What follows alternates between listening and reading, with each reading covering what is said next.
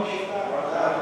Graça e paz da parte do Senhor Jesus, amém? Um privilégio muito grande poder estar aqui com vocês essa tarde, para termos um tempo de comunhão, para termos um tempo de meditação através da palavra, né? Eu, sempre que convidado para falar a homens, me empolgo bastante, porque a gente vê muito esses movimentos por parte das mulheres, né?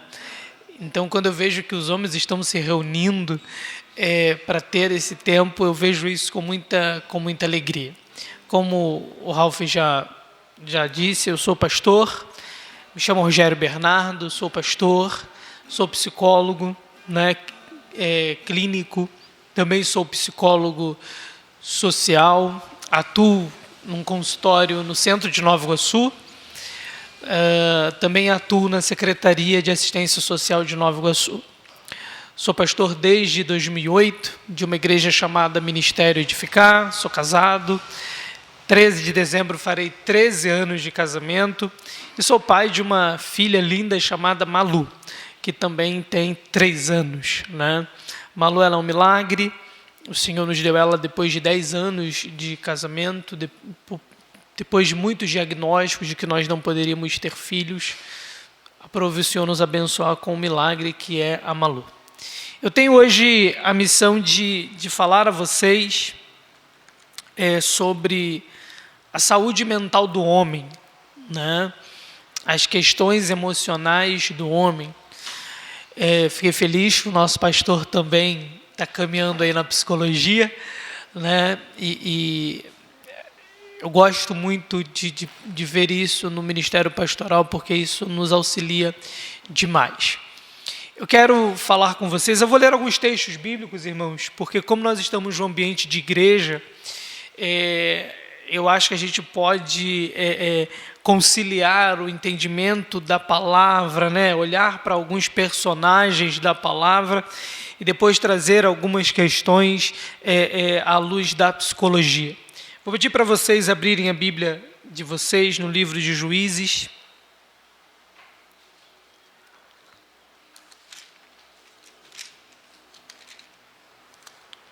Juízes capítulo 6.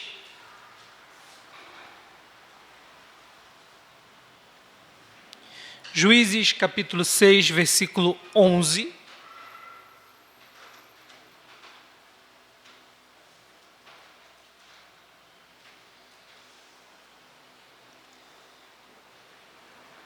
Juízes 6, 11 fala sobre o chamamento de Gideão. Podemos ler, amém? Diz assim: Então veio o anjo do Senhor e assentou-se debaixo do carvalho que está em Ofra, que pertencia a Joás, a Biesrita, e Gideão, seu filho, estava malhando trigo no lagar para o pôr a salvo dos midianitas. Então o anjo do Senhor lhe apareceu e lhe disse: O Senhor é contigo, homem valente. Em algumas versões, o Senhor é contigo, varão valoroso. Respondeu-lhe Gideão: Ai, Senhor meu, se o Senhor é conosco, por que nos sobreveio tudo isto? E o que é feito de todas as suas maravilhas que os nossos pais nos contaram, dizendo: Não nos fez o Senhor subir do Egito? Porém agora o Senhor nos desamparou e nos entregou nas mãos dos midianitas. Então se virou o Senhor para ele e disse: Vai nessa tua força e livra Israel da mão dos midianitas. Porventura não te enviei eu? E ele disse: Ai, Senhor meu, com que livrarei Israel? Eis que a minha família é a mais pobre em Manassés, e eu o menor na casa de meu pai. Tornou-lhe o Senhor: Já que eu estou contigo, ferirás os midianitas como se fosse um só homem. Ele respondeu: Se agora achei mercê diante dos teus olhos, dá-me um sinal de que és tu, Senhor, que me falas. Um outro texto que eu gostaria de ler Está em 1 Reis. 1 Reis, capítulo 19. 1 Reis, capítulo 19.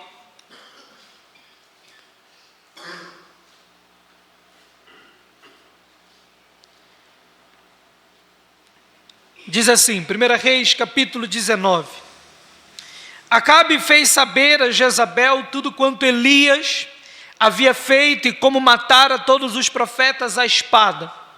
Então, Jezabel mandou um mensageiro a Elias a dizer-lhe: façam-me os deuses como lhes aprouver, se amanhã a estas horas não fizer eu a tua vida como fizeste a cada um deles. Temendo, pois Elias levantou-se e para salvar a sua vida se foi. Chegou a Berseba, que pertence a Judá. Ali deixou o seu moço. Ele mesmo, porém, se foi ao deserto, caminho de um dia, e veio, assentou-se debaixo de um zimbro, pediu para si a morte e disse: basta, toma agora ao Senhor a minha alma, pois não sou melhor do que os meus pais. Amém? Mais um texto, irmãos, só para a gente agora se inspirar no Senhor. Evangelho de João, capítulo 11. Evangelho de João, capítulo 11.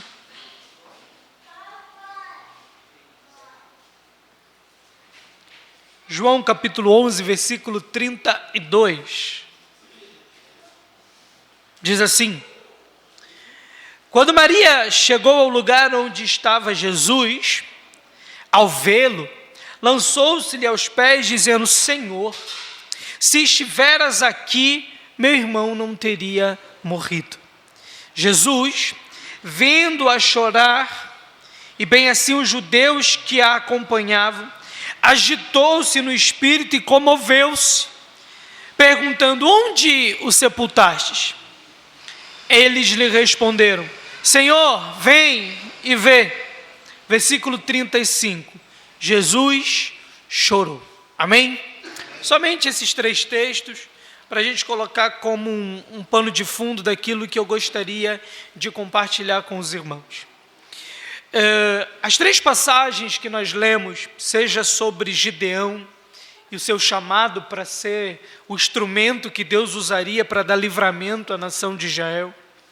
Elias, o profeta que momentos antes havia subido ao monte por causa do seu clamor, da sua devoção ao Senhor, faz cair fogo do céu e os profetas de Baal são todos ali consumidos por causa disso.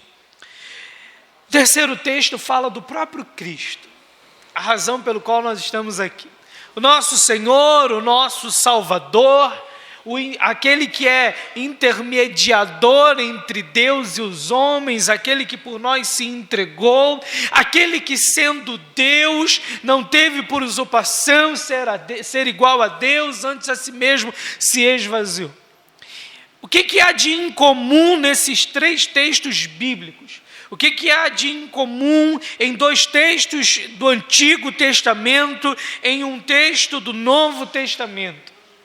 O que há de incomum nesses textos é que esses três textos falam de três homens, e falam de três homens, e suas vulnerabilidades, e suas questões emocionais. A gente percebe Gideão. Eu sempre brinco quando eu estou falando desse texto de Gideão, eu falo: gente, o cara ouviu a voz de Deus. A gente hoje ouve o pregador, e dependendo de como o pregador nos transmite a palavra, a gente sai dali encorajado, a gente sai dali cheio de disposição, a gente sai dali muito disposto a atender o chamado que Deus tem para a nossa vida. Quem dirá ouvir a voz do próprio Deus? Quando Deus diz a Gideão: olha, o Senhor é contigo, varão valoroso. Gente, eu brinco dizendo: se sou eu, não quero ouvir nem o resto. Deus desceu aqui, Deus se apresentou e disse que é comigo. Ninguém me segura. Mas quando Deus ele chama Gideão, Gideão começa a colocar diante de Deus as questões dele. Isso fala da humanidade de Gideão. Aliás, isso também fala da minha humanidade. Isso também fala da nossa humanidade.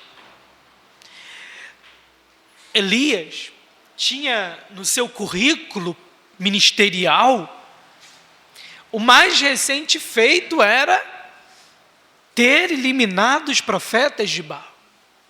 Ainda assim, no dia seguinte, quando ele é ameaçado de morte por Jezabel, ele é tomado por um medo.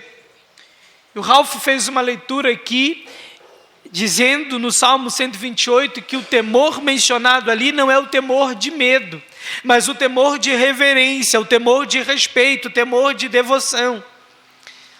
Mas o texto de 1 Reis 19 diz que o temor de Elias é temor de medo.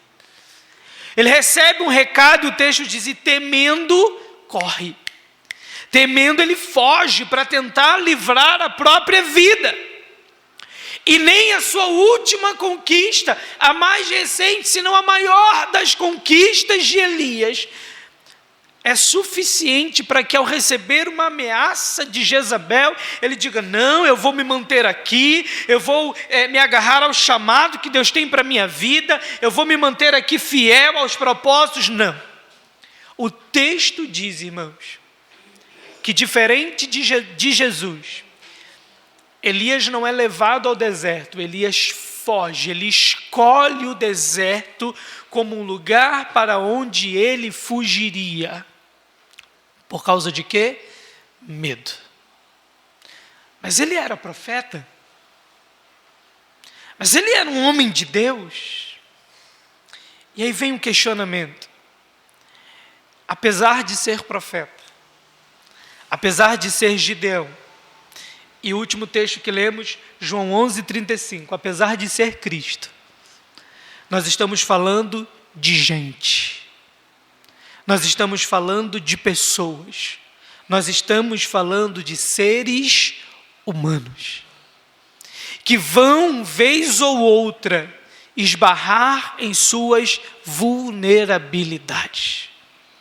Cristo chora. É o luto do amigo Lázaro. Engraçado que ele ressuscita Lázaro. Ele pede que removam a pedra e ele chama Lázaro, mas ele se permite, irmão, chorar. A morte de alguém que ele amava, a morte de alguém que ele admirava. Lázaro significava muito para Jesus, porque Betânia tinha uma casinha que Jesus amava estar nela, e curiosamente era a casa de Lázaro, Marta e Maria.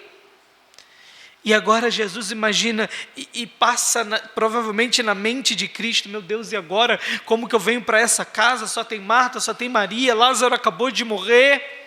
Havia uma pressão sobre Jesus e a pressão era, se o Senhor tivesse aqui, Ele não teria morrido. O Senhor tinha que nos trazer um resultado antes de que a morte tivesse tomado Lázaro. Quando ele diz assim, onde ele está? Ele está aqui, ó, sepultamos aqui. O texto diz que Jesus chorou. O Cristo, irmãos. Me perdoem a expressão, o cara. Ele era o cara. Como diz uma irmã que tem pregado agora no Instagram, a irmã Genilda, né? O brabo. O brabo tem nome, ela diz Jesus Cristo. Ele chorou. E com isso, com essa introdução, eu queria falar com vocês sobre a saúde mental do homem. Novembro é um mês onde se celebra o Novembro Azul, com ações voltadas para a saúde do homem, muito, não só apenas voltadas para a questão do câncer de próstata, que é algo que movimentou, que impulsionou, mas a saúde de nós homens de maneira geral. O meu pai hoje tem 73 anos. Um dia ele teve 35, como hoje eu tenho. No começo desse ano, nós perdemos o meu avô com 95 anos. Meu pai é homem de Deus, meu avô é homem de Deus. Mas nós temos a graça de, como homens, e eu tenho, graças a Deus, isso como uma marca da nossa família, a capacidade de sermos expostos, de reconhecermos as nossas vulnerabilidades. E eu fiz algumas anotações aqui para falar sobre esse tema, a saúde mental do homem. A gente lê a Bíblia, irmãos, e a gente tem ela como nosso guia, como nosso manual de fé, de prática, na verdade. A gente até pode fazer outras leituras. Às vezes nós, pastores, indicamos alguns livros bons para acompanhar. Não sei se aqui tem EBD, mas às vezes tem a revista da Escola Bíblica Dominical. Mas nada substitui o uso da palavra. E essa palavra vai nos falar de muitos homens. Eu poderia falar de diversos homens, que apesar de terem sido chamados por Deus, que apesar de serem cheios do Espírito Santo de Deus, que apesar de terem ministérios grandiosos diante de Deus, tinham as suas vulnerabilidades, tinham as suas questões que muitas vezes não eram apenas de ordem espiritual, não requeriam apenas oração, jejum, mas também cuidados com a emoção, cuidados com a saúde mental. E apesar dos avanços da tecnologia, apesar dos avanços da atualidade, falar de saúde mental para homens ainda é um grande tabu. Porque a gente não gosta de falar sobre as nossas emoções. A verdade é que nós somos ensinados desde sempre a negligenciar as nossas emoções. As mulheres têm uma facilidade enorme, aliás, de se emocionarem e de falar sobre as suas emoções. Mas nós, homens, nós somos muitas vezes ensinados e estimulados a guardar, a represar as nossas emoções. E muitas vezes, dentro da própria caminhada cristã, a gente passa por situações e a gente não consegue se expor. Eu não sei como é aqui para o pastor, mas a maioria das vezes os atendimentos pastorais que faço não são de homens. Os gabinetes pastorais, os aconselhamentos pastorais são em sua grande maioria com mulheres. Será que os homens não têm problemas? Será que os homens não têm suas crises? Será que os homens não têm suas preocupações, suas angústias? Têm. Só que eles foram ensinados a não buscar ajuda. Porque se eu disser, eu estou com medo de falhar, se eu disser, eu estou preocupado com alguma coisa, isso pode denotar que eu estou reconhecendo fraqueza. Isso pode denotar que eu estou me tornando covarde. Então eu atravesso as minhas crises, eu atravesso as minhas questões, muitas vezes sozinho. Eu já tenho algum tempo, eu tenho 13 anos de ministério pastoral, 3 anos de atuação na psicologia clínica, e o que eu percebo, irmãos, nos meus atendimentos e nos aconselhamentos, é que existe muita insegurança por parte de nós homens em buscarmos ajuda, em buscarmos estabelecer um diálogo com alguém. Quer ver? Eu sempre digo algo muito interessante. Nós temos amigos para muitas coisas. A gente geralmente, quem gosta de futebol, por exemplo, digamos que a igreja tenha um futebol. E aí a gente se reúne, a gente vai lá para o futebol, a gente joga futebol, a gente faz churrasco. Digamos que você trabalha em um determinado lugar e descobre que um colega seu mora próximo de você e ele tem um carro ou você tem um carro. E aí você passa a compartilhar uma carona. E aí você transita de um lugar para outro por horas.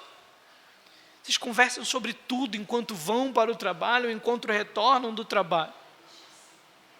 A gente tem amigo porque torcemos para o mesmo time. E a gente fala de tudo.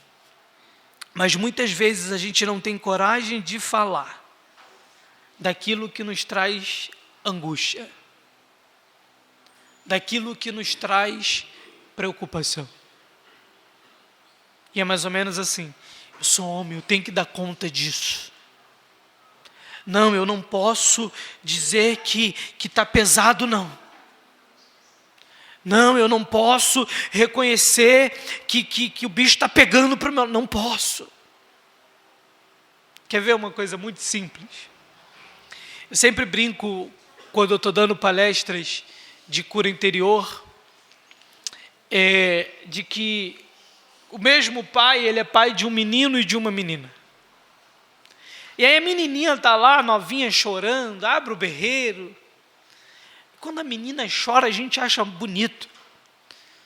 A gente acha até engraçado. Oh, que bonitinha, oh, minha princesa. Esse mesmo cara é pai de um menino. E quando esse menino chora, a gente fica num desespero para calar esse moleque. Chora não. Não pode chorar não. Homem que é homem, não chora. Você é homem, rapaz. Alguns dias atrás eu estava numa festa de aniversário e o menino aniversariante disse: eu quero orar. E aí ele orou. E aí ele fez uma oração muito bonita para uma criança de 9 anos, se eu não me engano. Fez uma oração muito bonita, umas palavras maduras. Do lado de cá todo mundo se emocionou. E aí todo mundo começou a bater palma, a ovacionar a oração dele.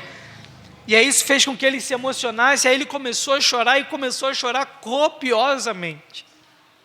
E as mesmas pessoas que provocaram a emoção daquele menino, reconhecendo a oração bonita que ele fez, quando ele começou a chorar, ficaram do lado de cá: não chora não, não, para de chorar. E aí estávamos eu e uma amiga minha que também é psicóloga, e ficávamos nós dois: chora sim, gente, deixa ele chorar, é importante ele chorar, ele precisa dar lugar a essa emoção.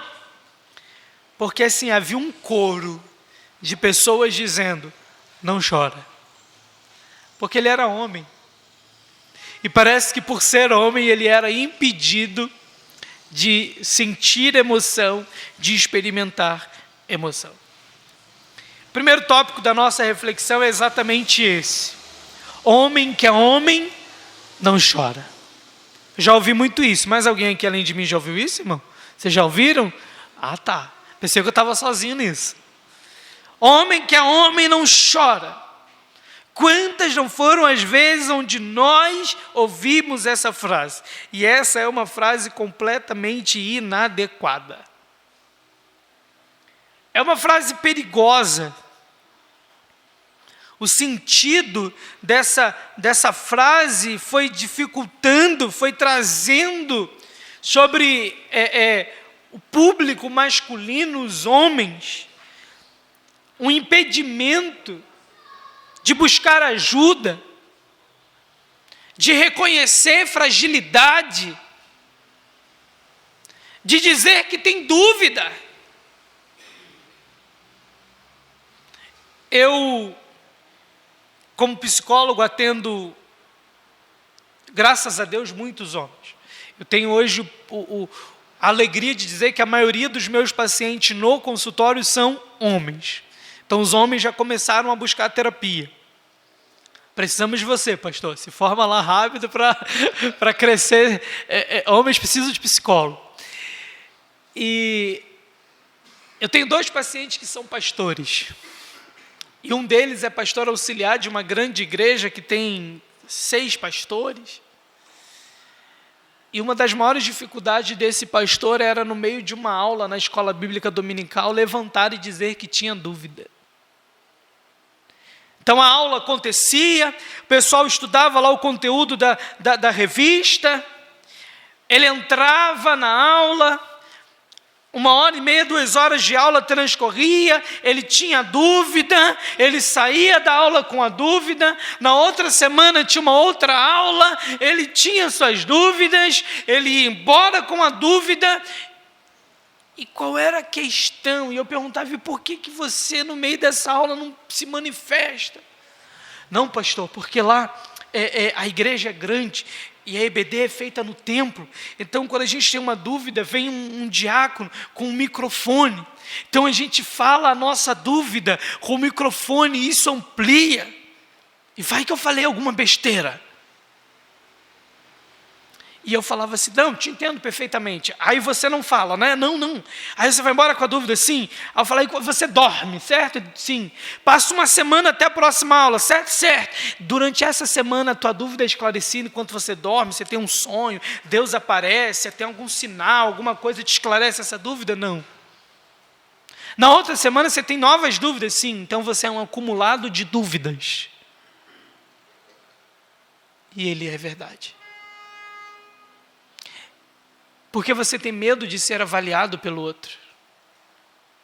Não, o que as pessoas vão pensar? As pessoas não vão pensar nada.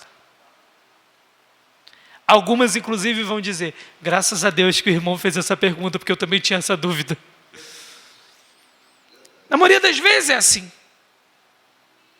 Mas ele tinha uma ideia de que ele não podia se expor. Ele não podia fazer pergunta. Porque para ele, a dúvida dele era uma bobeira.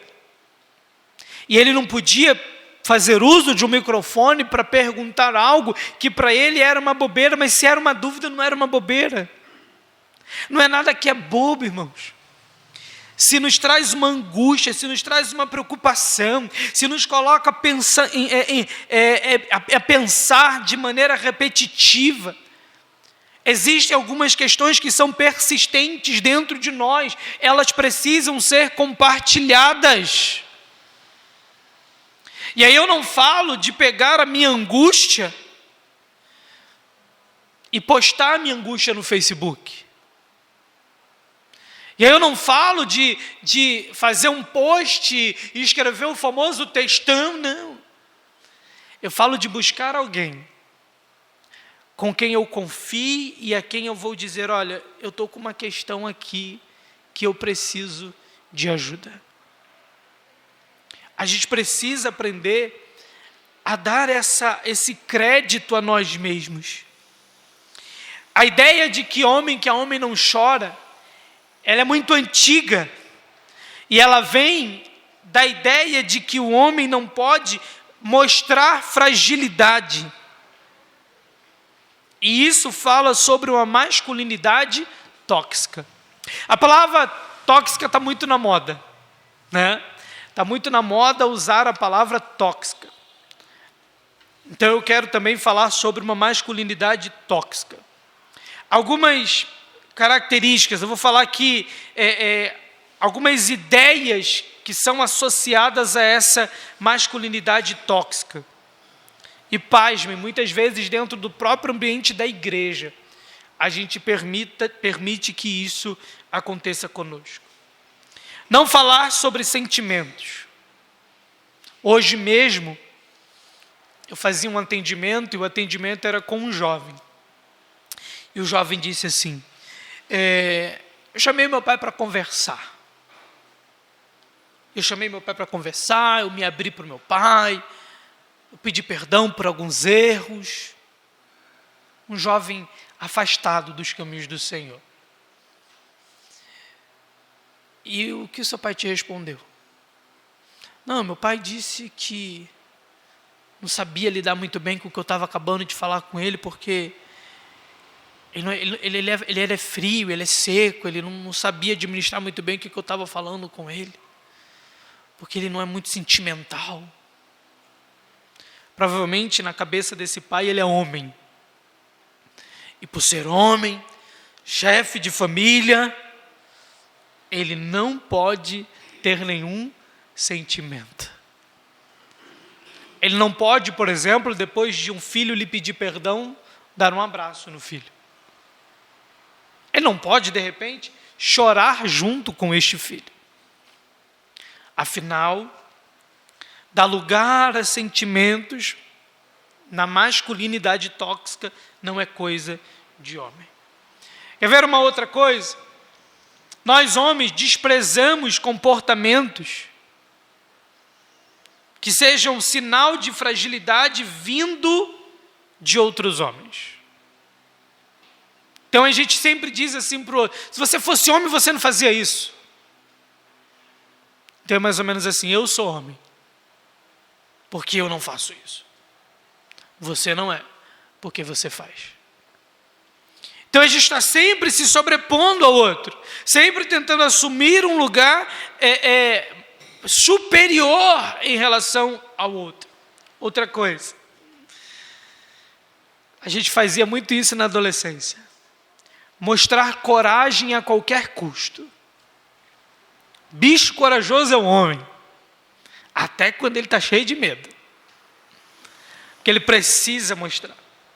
Lá na adolescência, alguns de nós ouvimos muito essa frase aqui: ó, vá lá, fala se você é homem, manda ver se você é homem, ou vem para a mão se você é homem. Isso desafia a nossa masculinidade, e a gente é tomado por um ímpeto e precisamos mostrar coragem a qualquer custo, mesmo quando a gente não tem essa coragem. Porque a gente não pode dizer assim: não vou fazer isso. Não, isso não dá para mim. Nós homens temos necessidade de status e de poder. A gente precisa ter essa ideia de poder. A gente precisa ter essa ideia de dominância. Outra coisa, ter autocontrole das nossas emoções indicam vulnerabilidade. E aí eu volto para fechar o primeiro tópico que eu falei: homem que é homem não chora. Isso nos impede de sermos plenamente aquilo que Deus nos chamou para ser. A gente erroneamente associa isso à virilidade. Não, eu sou o cara, sou homem, sou o chefe da minha casa. E muitas vezes a gente age com imaturidade. E muitas vezes isso reflete na qualidade das nossas relações, do nosso casamento, na criação dos nossos filhos, no nosso trabalho, na relação ou nas relações que a gente estabelece na própria igreja. Porque a gente se represa emocionalmente. Porque a gente não pode reconhecer as nossas debilidades. Porque a gente não pode reconhecer as nossas fraquezas. Porque a gente não pode pedir ajuda. Porque a gente não pode dizer ao outro: eu preciso de você. Porque a gente não pode procurar alguém e dizer: olha, eu tenho preocupações. Porque a gente não pode dizer para alguém: olha, hoje eu estou ansioso, hoje eu estou preocupado. E a gente vai fugindo disso, e as nossas relações elas vão adoecendo. Muitas vezes a gente é homem de Deus. A gente está bem espiritualmente, porque a gente tem Bíblia para ler, boca para orar. Mas às vezes a gente não está bem com a nossa família. E o projeto de Deus é família, irmãos. Essa igreja existe por causa de famílias. E família é formada por diversos atores. A família começa com o marido, com uma mulher, depois vem os filhos. As nossas são perfeitas? Claro que não. A família perfeita nem existe. Mas todos nós temos uma família. É inevitável. Às vezes as pessoas trazem algumas queixas familiares e eu falo: rapaz, tem como resolver isso? Tem. O milagre maior já aconteceu, você tem uma família. Ah, mas eu não queria que fosse essa, mas eu não queria que fosse assim. Não reclame de barriga cheia. Você tem uma família. E vou te dar uma notícia. Ela é boa e ruim ao mesmo tempo. A família perfeita é imperfeita. A perfeita não existe. Porque a família sempre será algo em construção. Quer ver? Muitas vezes a gente reproduz alguns comportamentos que foram aprendidos pelos nossos pais. Até que um dia a gente entende que aquele comportamento não é saudável. E por que a minha família está em construção?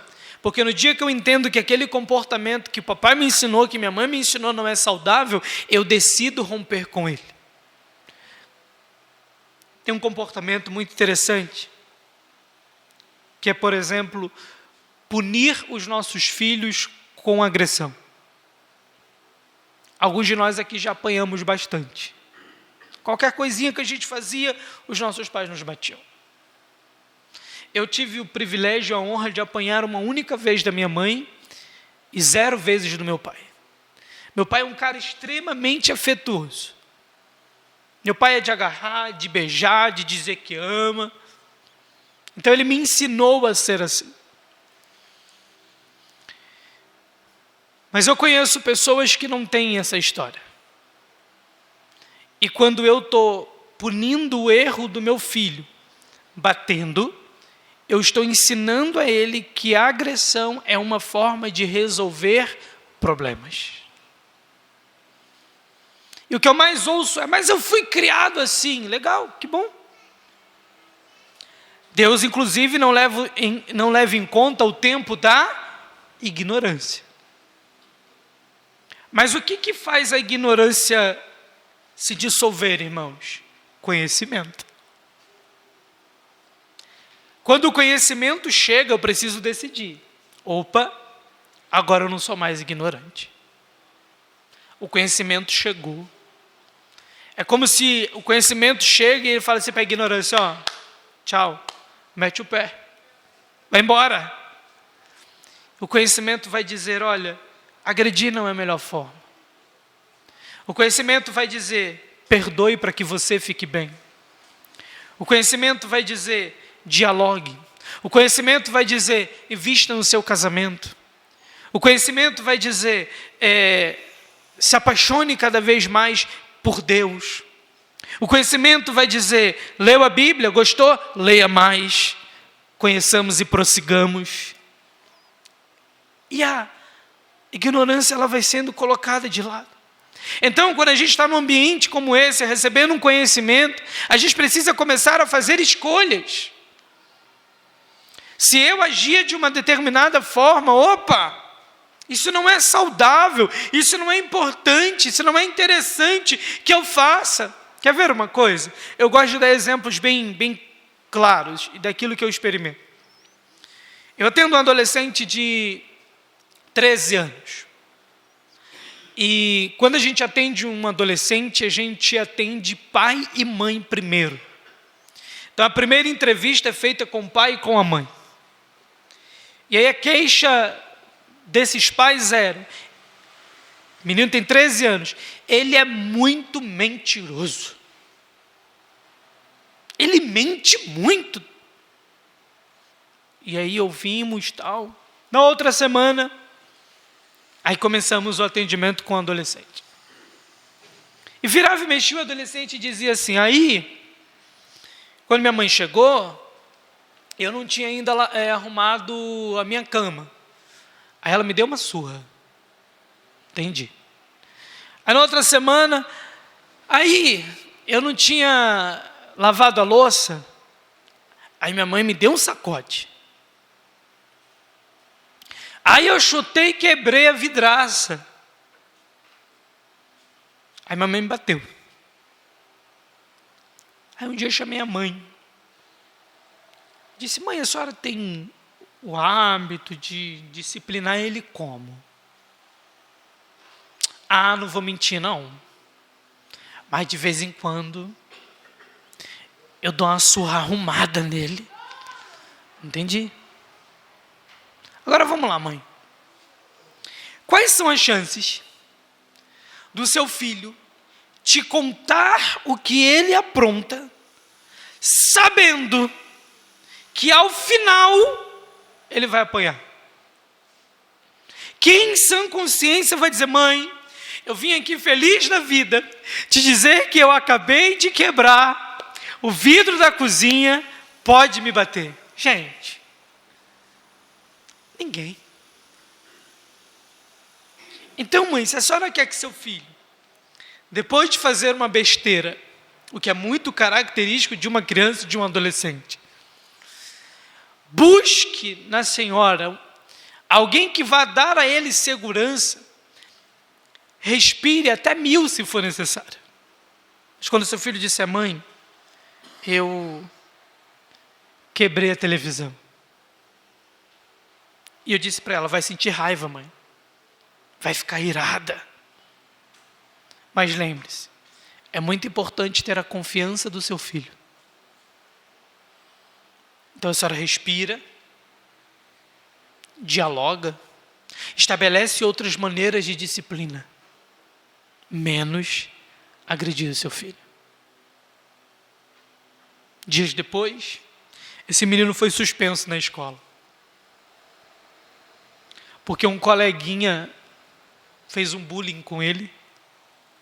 E qual foi a maneira que ele aprendeu a resolver problemas? Batendo. Deu um supapo no coleguinho, ficou uma semana em casa, porque quem ensinou ele que se resolve, que aquilo que eu não gosto eu resolvo batendo? Não foi a disciplina de português, não foi a disciplina de geografia. Quem ensinou isso a ele foi o pai e a mãe. Toda vez que você faz algo que me desagrada, eu agrido você. E eu estou te ensinando a, quando acontecer isso com você, você resolve assim. Alguns de nós que aqui estamos com 20, com 30, com 40, com 50, com 60 anos, carregamos alguns comportamentos que eles não são saudáveis, irmãos. Mas nunca é tarde para a gente repensar, nunca é tarde para a gente imaginar como é possível. E se eu a partir de hoje fizer diferente? E se eu a partir de hoje tomar outras atitudes em relação a isso? Segunda coisa que eu queria falar, fatores de risco. Além de entender que os homens têm dificuldade de falar pouco dos pensamentos, das emoções, existem outras questões que influenciam e que trazem sintomas que são prejudiciais à saúde do homem.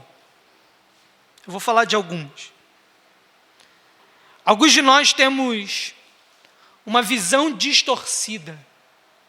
Alguns de nós temos uma visão distorcida que associa, irmãos, um adoecimento emocional, um adoecimento psíquico como sinal de fraqueza. Então é como se o homem não pudesse adoecer das suas emoções. Por exemplo, vou citar coisas bem triviais, bem bobas aqui. Insônia, irritabilidade, isolamento, depressão, ansiedade, pânico. Homem também sente isso, mas parece que não. Porque quando a minha esposa está ansiosa, ela corre para mim. Eu estou ansiosa, me ajuda, eu estou com falta de ar. E aí eu começo: o que você está pensando? Será que é uma questão que você não pode resolver? Como é que você planeja isso? E eu acolho.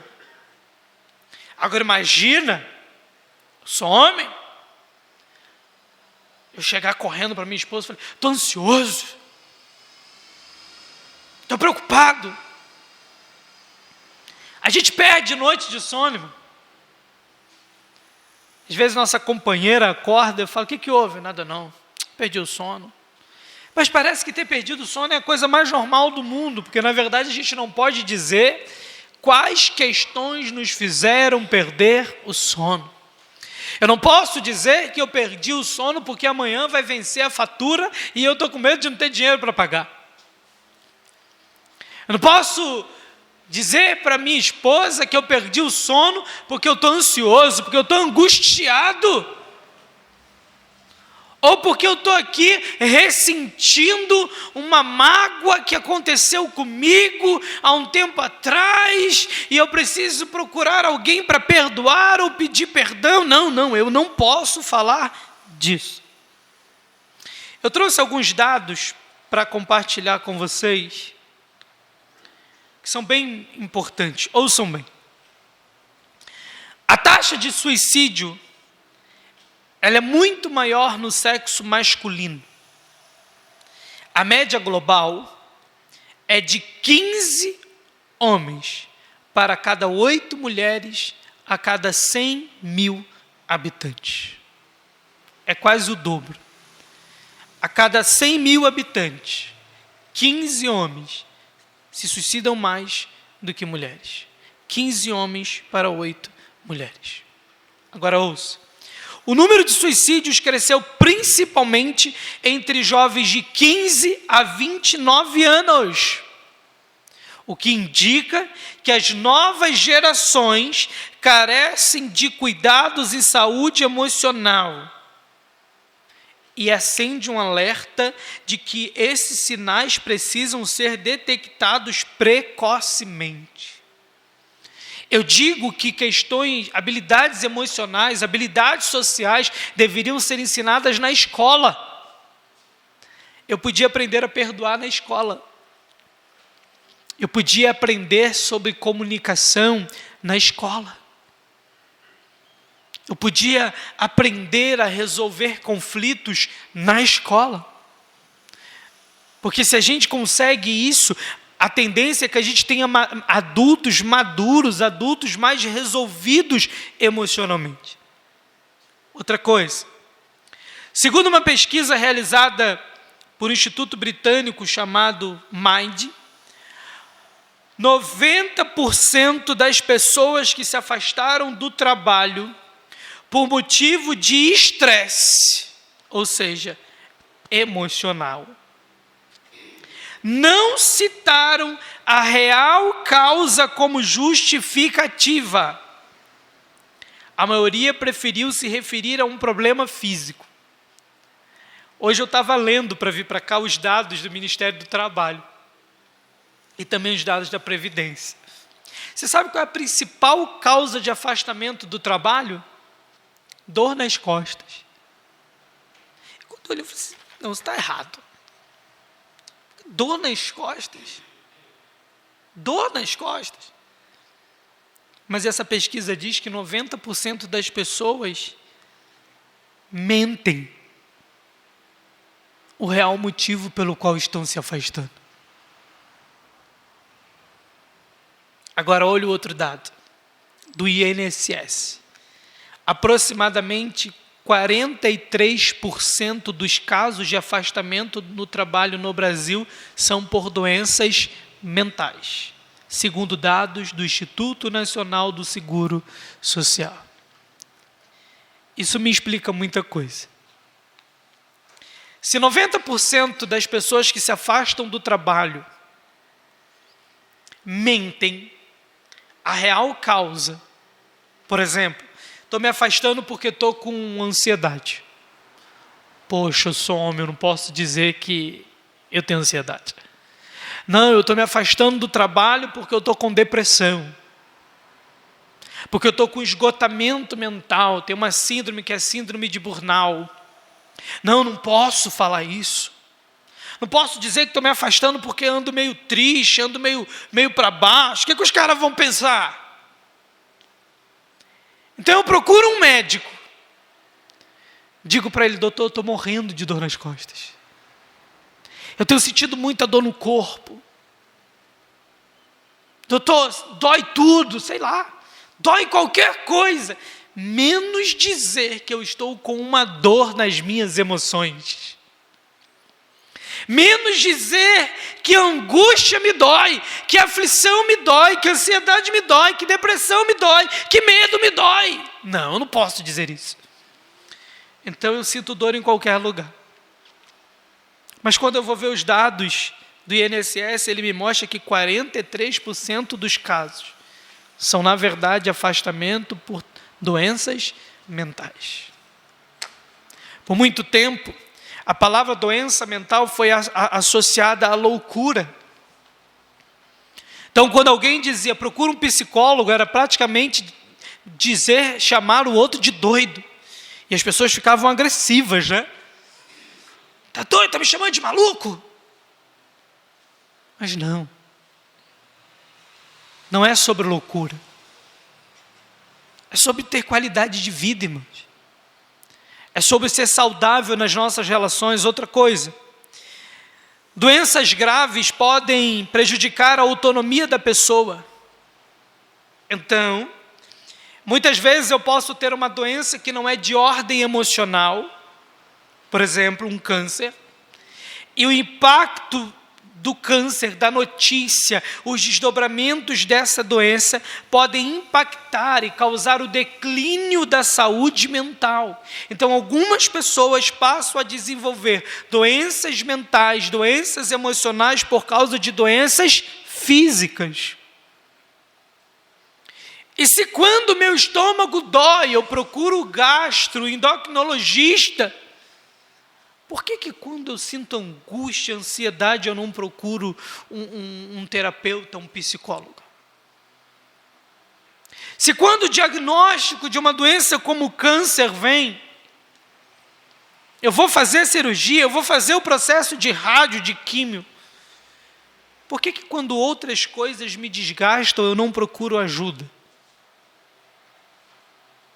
Outra questão. Disfunções sexuais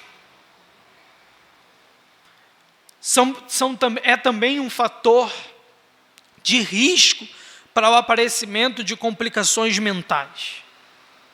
Disfunções sexuais também causam sofrimento psíquico, porque afeta diretamente a nossa autoestima. E agora eu falo para os casados. A gente tem a ideia de que a gente precisa ser performático com as nossas esposas.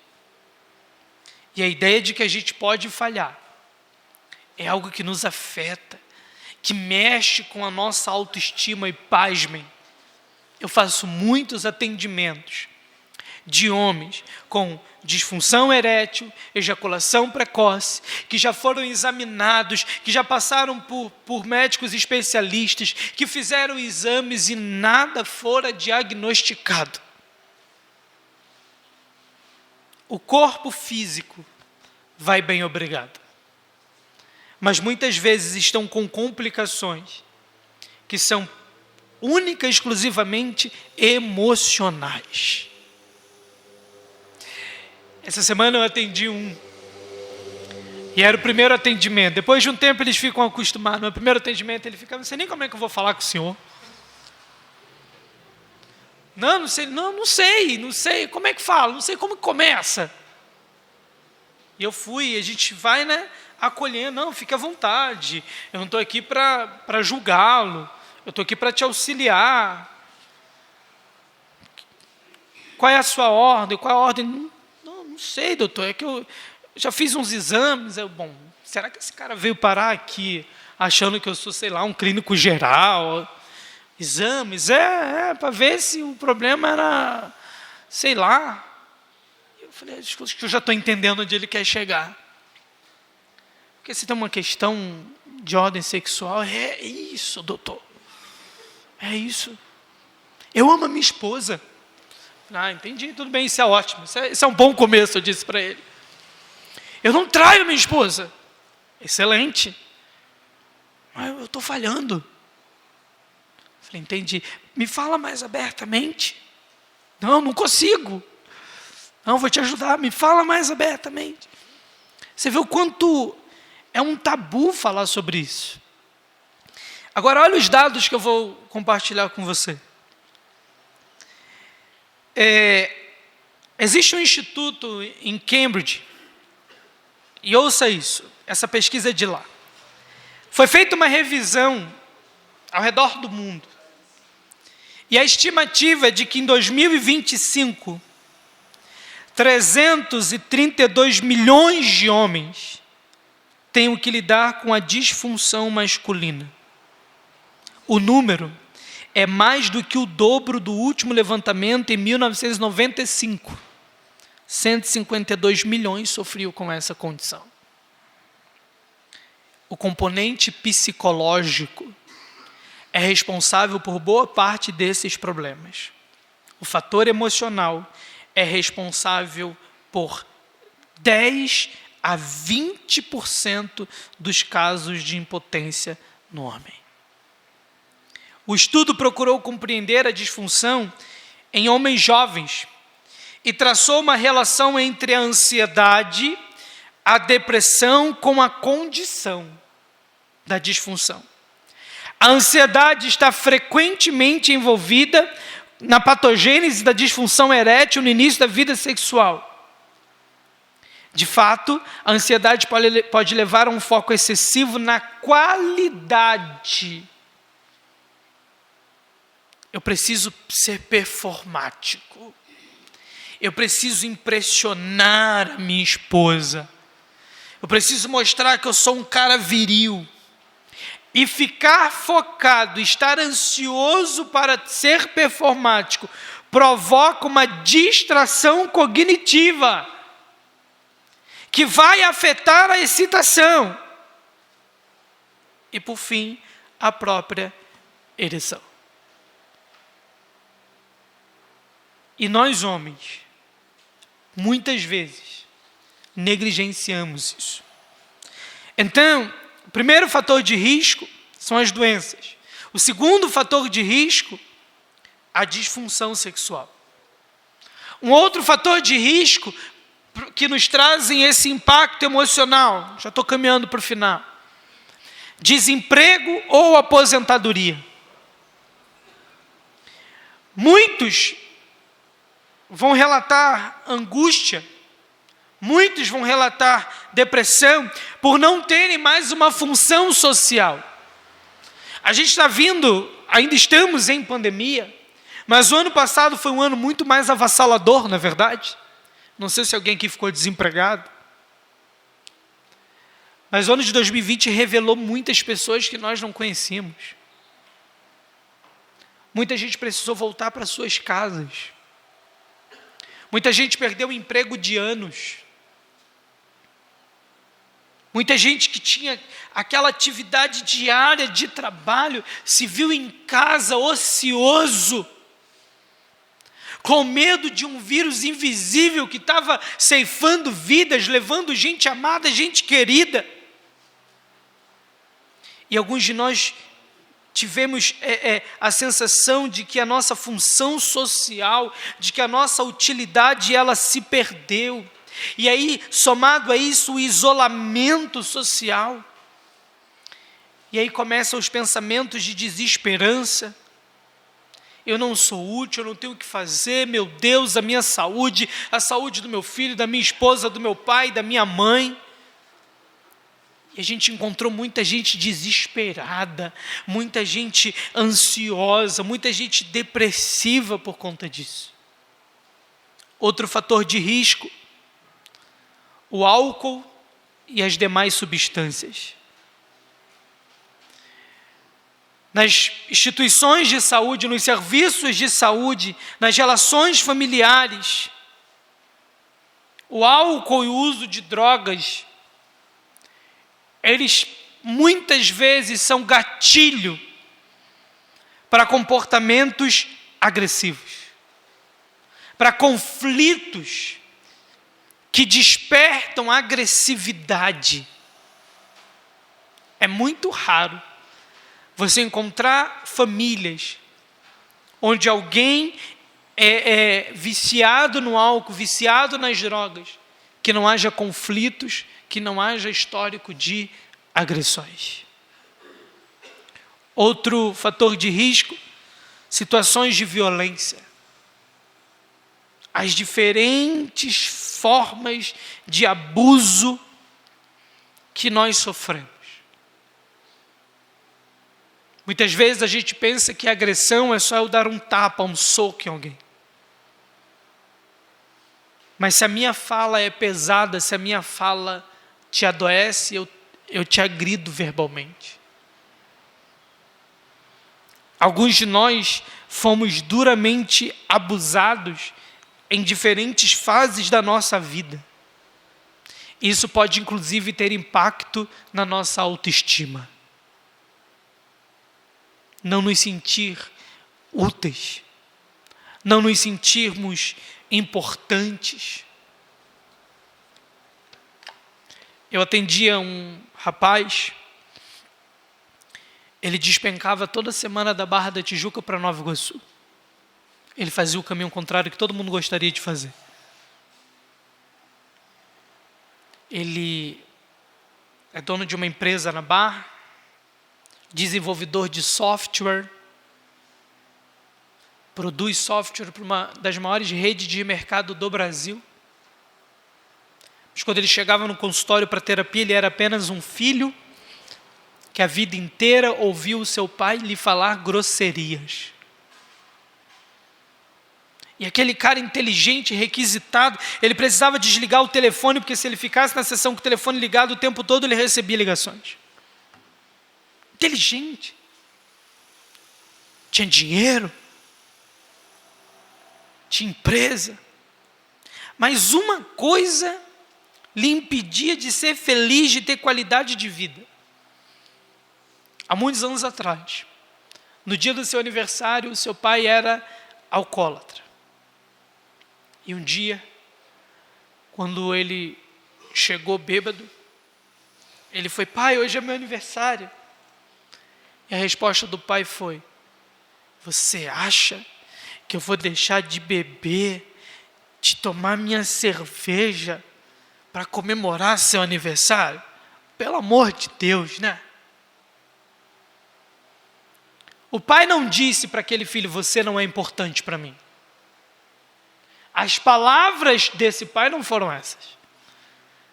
Mas a maneira como esse filho significou aquela fala: você acha que eu vou deixar de ficar na barraca bebendo minha cerveja para comemorar seu aniversário?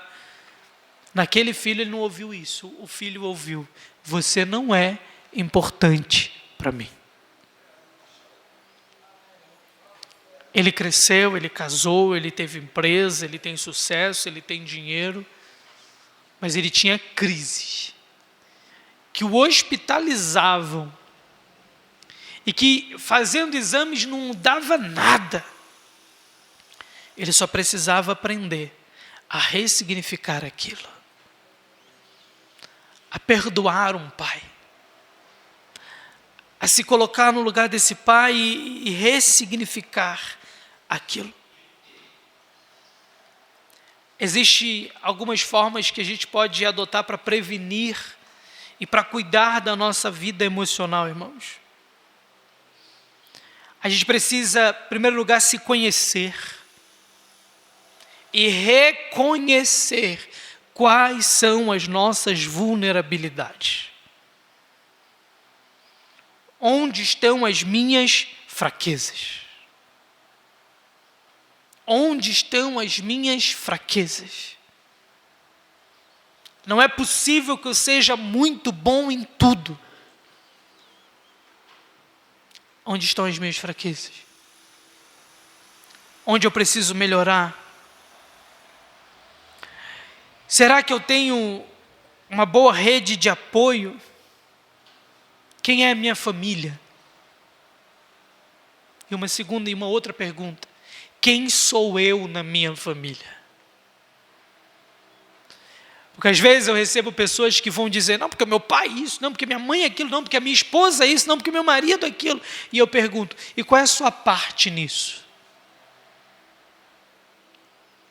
Porque ouvindo do outro, parece que a família, todo mundo é ruim, aquela pessoa que está conversando com você é boa, né? Eu sempre pergunto: você quem é na sua família? Qual é a sua parte? Qual é a sua pequena ação para modificar isso? Nós precisamos de uma rede de apoio. E na maioria das vezes a nossa família é essa rede de apoio. a quem nós vamos buscar ajuda, a quem nós vamos nos abrir. Estamos numa estrutura da igreja. Você é privilegiado, porque além da sua família você tem um pastor. E você pode buscar a ajuda do seu pastor. O que nós não podemos nos permitir, irmãos, é viver uma vida nos enganando. Vou voltar para os personagens e aí eu encerro. Gideão colocou seus medos e disse: Senhor, eu sou o menor, minha família é pobre. Eu sei que o Senhor está me chamando, mas eu tenho algumas questões aqui. Eu sei que o Senhor me escolheu, mas eu tenho umas questões aqui que é difícil associar o chamado com as minhas particularidades. Elias era um guerreiro, um profeta, mas ele sentiu medo. Jesus chorou. Às vezes eu falo para alguns homens: cara, eu te admiro muito, porque tu quer ser melhor do que Jesus. Eu só quero me parecer com ele, irmãos. Mas a gente encontra os caras que eles são super-heróis. Eles querem ser melhor do que Cristo. Getsemane, Jesus está lá dizendo: Pai, Deus, pensa aí. Se der, passa de mim esse cálice. Está difícil não, Senhor? Pensa aí, repensa aí sua decisão. Se possível for, gente, se tivesse agradável para Cristo, ele não ia dizer: se tiver uma outra possibilidade. Ele está reconhecendo a sua humanidade. E nós precisamos reconhecer a nossa humanidade. Buscar ajuda, nos aconselhar, reconhecer onde somos bons, glória a Deus, mas repensar a nossa vida e dizer: eu preciso ser um pai melhor, eu preciso ser um marido melhor, eu preciso ser um pastor melhor, eu preciso ser um psicólogo melhor, eu preciso ser um pedreiro melhor, eu preciso ser um professor melhor, que seja. Mas eu não posso deixar que o outro me diga isso. Eu preciso fazer esse exercício. Eu preciso permitir que os meus próprios olhos façam um raio-x da minha vida emocional. Amém, irmãos? Isso foi o que preparei para vocês. Que Deus abençoe. Espero ter alcançado vocês de alguma forma. É um prazer estar aqui com vocês. Vamos ficar de pé, vamos orar, né? Parece que quando a gente termina um tempo como esse, a gente não orar, não tem graça, não faz sentido, né? Então vamos orar, vamos agradecer a Deus.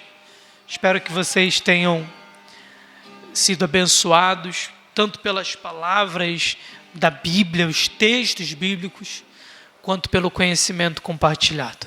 Amém? Feche seus olhos em nome de Jesus. Pai, nós te louvamos, Senhor. Agradecemos o Senhor pela sua presença neste lugar. Temos convicção de que foi o Senhor que nos trouxe a este lugar. Foi o Senhor que nos separou, foi o Senhor que nos escolheu para essa tarde e noite de sábado. Senhor, que nós possamos olhar para Gideão, olhar para Elias, olhar para o próprio Cristo e aprender com eles a reconhecer as nossas fragilidades. E aprender com eles, ó Deus, que nós não somos imbatíveis, que nós não somos insuperáveis, que somos apenas humanos, que temos questões que precisam ser resolvidas, que precisamos perdoar e pedir perdão, que precisamos ressignificar algumas questões, que precisamos rever alguns conceitos, para que como marido sejamos maridos melhores, para que como filhos sejamos filhos melhores. Deus, em nome de Jesus, nos ajuda, Senhor. Nos ajuda a fazer esse exercício de autoconhecimento.